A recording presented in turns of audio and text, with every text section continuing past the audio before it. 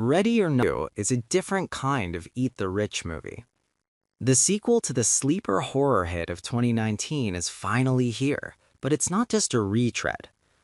Ready or Not, Here I Come, the sequel to Matt Bettinelli-Olpin and Tyler Gillette's 2019 horror comedy Ready or Not, picks up right where its predecessor left off, a few seconds before, in fact, since it opens by replaying the original movie's final shot, a slow push-in on the battered and blood-soaked Grace, Samara Weaving, calmly lighting a cigarette as her life goes up in flames.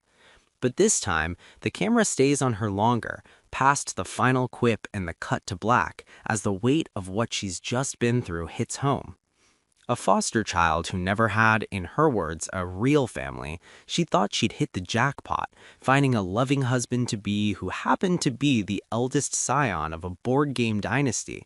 But, and there's always a catch, his family owed its wealth to a literal deal with the devil, and sustaining that deal meant offering up the occasional human sacrifice, which is why she's sitting on the steps of their flaming mansion in a blood-drenched wedding gown, her mouth twisted into a "can you believe this shit" smirk. In Here I Come, that smirk fades as Grace's face goes blank. She passes out on those steps, emotionally overwhelmed and physically spent, because while we may have had a grand old time watching her outwit rich idiots and bathe in their gore, it's substantially less fun to experience the consequences firsthand.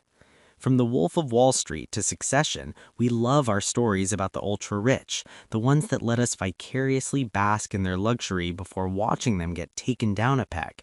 But even in fiction, we don't want to know too much about the harm they cause. We'd rather watch the wealthy squirm than the less fortunate suffer. The second, Ready or Not, isn't that much different from the first in that respect.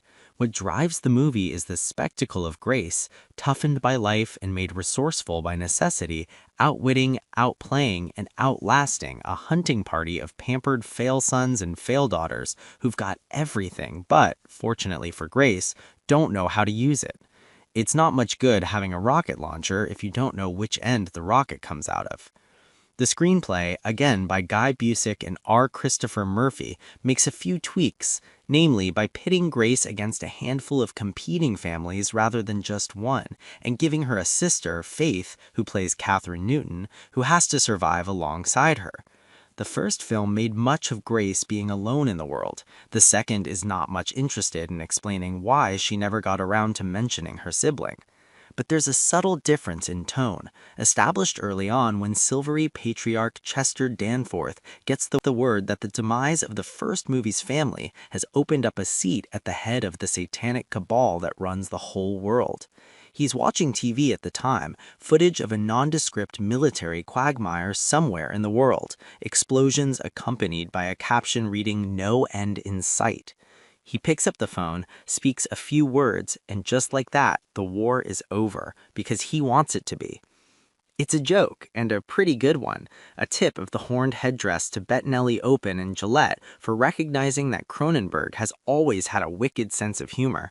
But it's also a hint that what these people do, the ones who've sold their souls for the purpose of mastering ours, it actually matters. Somewhere, far from the room where Chester lies in an elegantly appointed hospital bed, people have died in this war because the conflict benefited him in some way, or perhaps just because he needed something good to watch. But though it's staged as a sight gag, the punchline comes with a slap of recognition, because satire is the stuff of headlines.